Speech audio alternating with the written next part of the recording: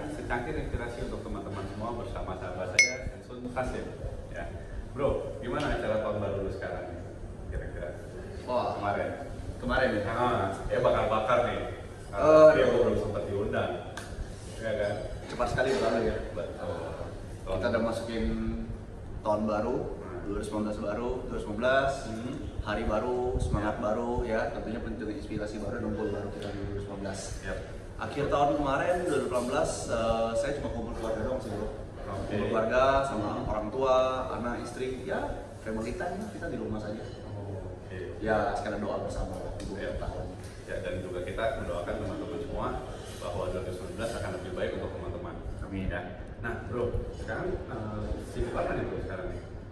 Sibukan saya sekarang? Sekarang masih seperti biasa, pengembangan tim. Kemudian saya juga masih bergerak di bidang financial services untuk servicing klien. Apalagi di 2019 ini kan tantangan kita punya tantangan baru di mana kita masuk era digital. Kita juga harus mulai mengupgrade diri kita juga tentunya di tahun 2019 ini. Nah, itu tapi kan sekarang kan sebelum lu bergerak di bidang financial services ini kan dulu benar-benar background lu kan IT ya? Betul. Nah, IT itu kan beda jauh loh dengan bisnis lo yang sekarang gitu loh. Nah, gimana sih lo awal mulanya kok bisa terjun ke bisnis yang sekarang? Oh, it's a long story ya. Gue buat simple aja. Sekitar 7-8 tahun lalu, gue ketemu satu teman gue. Dimana teman gue tuh sharing sama gue tentang satu opportunity, satu peluang bisnis di bidang jasa industri keuangan.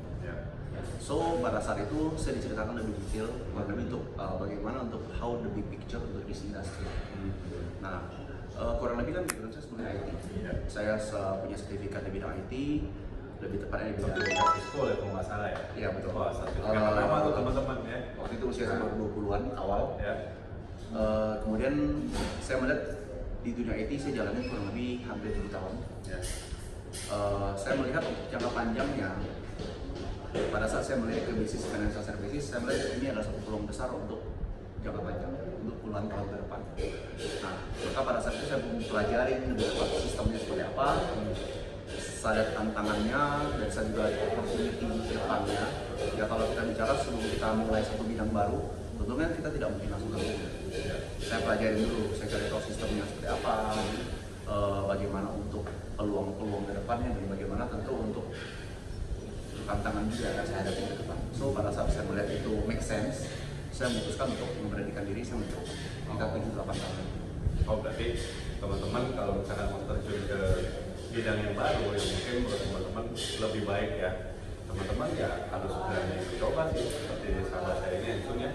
Ya kalau teman-teman nggak nyoba mungkin nggak akan tahu ya bro hasilnya seperti apa ya. Dan gue dengar kan sekarang katanya lo kayaknya udah mulai financial freedom gitu ya, udah banyak ya kan.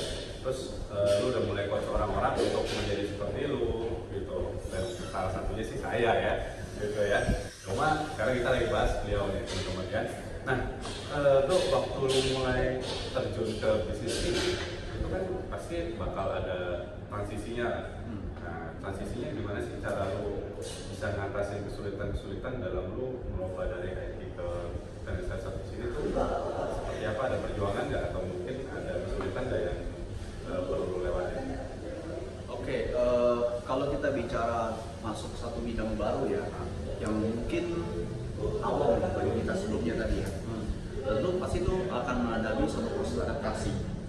Yang namanya kita keluar dari zona nyaman kita sebelumnya untuk masuk suatu zona baru, itu kita tentunya butuh adaptasi dan butuh tantangan. Dan beruntung pada saat itu saya punya beberapa mentor yang support saya di bisnis ini. Saya mengikuti pola yang mereka ajarkan kepada saya. So pada saat saya mengikuti pattern itu, saya jauh lebih mudah untuk melangkah untuk proses transisi ini. Nah itu kurang lebih. Nah, bro, kalau misalkan kan teman-teman mungkin penasaran nih, kan kalau misalkan lu dari istilahnya awal kan biasa kan dengan IT gitu kan meja, terus dengan bisnis yang sekarang lu harus ketemu orang terus, kan pasti ada grogi dong ya. Betul. Ada grogi pertama gitu. Nah untuk nembusinnya tuh berat nggak bro? Atau lu mungkin ada saran buat teman-teman di rumah yang mau coba kan, biar pengen tahu lah caranya kalau dari itu gimana. Oke, tentunya tantangan pasti ada ya di setiap bisnis ya. Apalagi kalau kita bicara tadi kan saya murni seorang introvert, background saya IT, kemudian saya masuk satu industri di bidang financial services, lebih tepatnya saya harus meet people, ketemu orang baru, saya harus melakukan presentasi, melakukan diskusi. Tentunya itu tantangan bagi saya.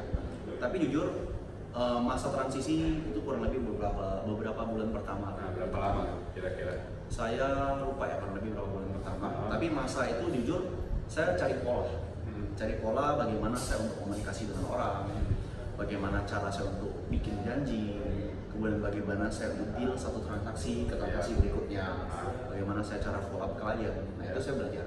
Jadi saya ada 22 metode belajar. Pertama saya lebih banyak ikut seminar atau pelatihan yang disiapkan oleh mentor-mentor saya di industri ini. Kemudian saya belajar sendiri. Jadi saya belajar sendiri dengan cara saya nonton video YouTube ataupun saya belajar dari baca buku.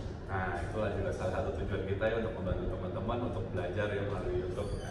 Nah, Bro, kalau misalkan boleh tahu nih, dengar-dengar kemarin kayaknya udah ke Eropa, ya, dan udah sempat jalan-jalan, pokoknya udah ke berbagai negara lah ya.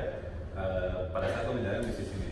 Padahal dulu sebelumnya waktu lu IT malah nggak pernah kemana-mana mungkin kan, di satu ruangan terus ya. Iya, betul. Nah, itu istilahnya free semua dong nih, benar nggak, dari bisnis ini kan?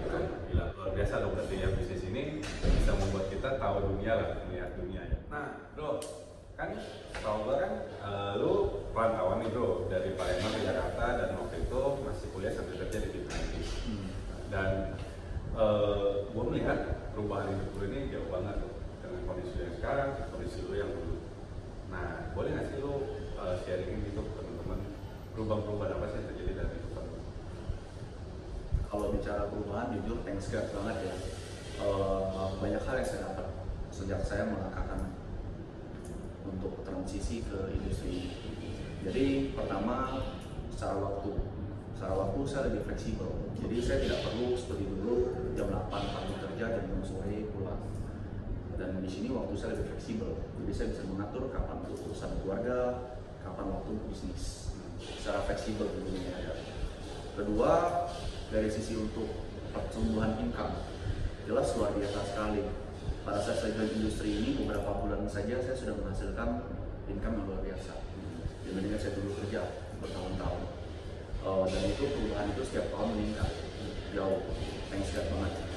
Dan ketiga adalah perubahan dari sisi karakter. Jadi dari sisi karakter saya jauh bertumbuh dibandingkan saya yang dahulu ya, mungkin lo kenal gue ya Bro ya. Gue orang yang introvert, biasa gue juga jarang ngobrol sepentingnya doang ya.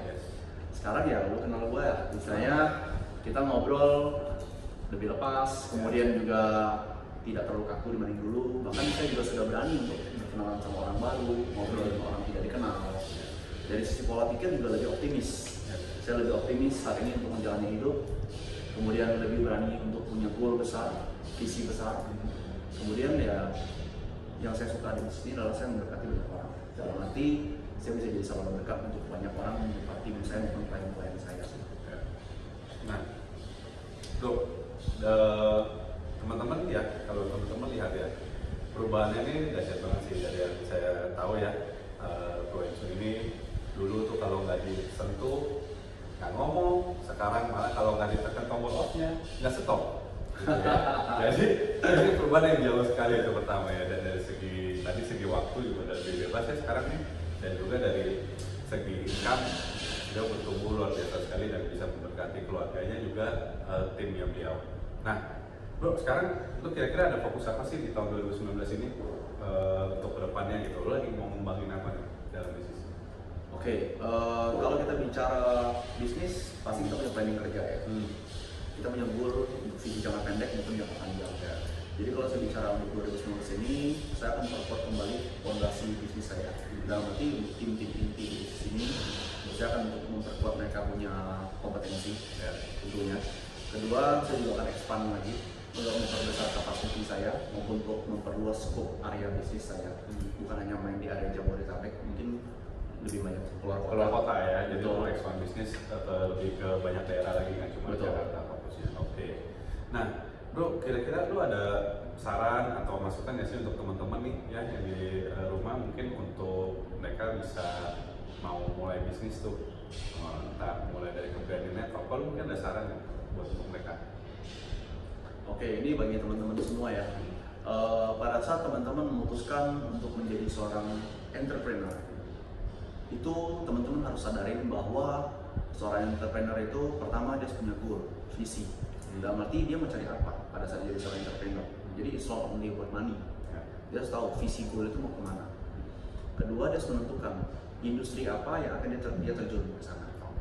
Dan dia harus cari mentor dan belajar dari experience orang-orang yang terjun di situ. Dan nanti dia melihat peluang pasar itu bagaimana untuk ke depan. Ketiga, dia harus cari tim. Karena seorang entrepreneur tidak bisa bekerja sendiri. Dia harus punya tim kerja, tim bisnis yang untuk support untuk visinya jangka panjang. Keempat, teman-teman, kalau kita bicara bisnis, kita harus perhatikan cash flow kita juga. Kenapa? Karena untuk bicara bisnis itu tidak bisa bicara jangka pendek, kita bicara jangka panjang. So cash flow itu juga penting. Kelima, pada saat teman-teman jadi seorang entrepreneur, Anda harus mau belajar. Kenapa? Karena yang namanya hidup ini ibarat seperti naik sepeda. Kita terus mengayuh untuk menjalani hidup ini tetap seimbang dan kita maju ke depan. Itu sih kurang lebih. Oke, dengan pertanyaan terakhir tadi maka berakhir juga sesi kita di Secangkir Inspirasi hari ini, dan jangan lupa juga kita ucapin thank you untuk Bro Ensun yang sudah menginspirasi kita hari ini ya. Sama-sama bro. Oke. Teman-teman jangan lupa like, share, subscribe channel di bawah ini. Oke, so teman-teman sampai jumpa lagi di Secangkir Inspirasi berikutnya. Dadah. Something great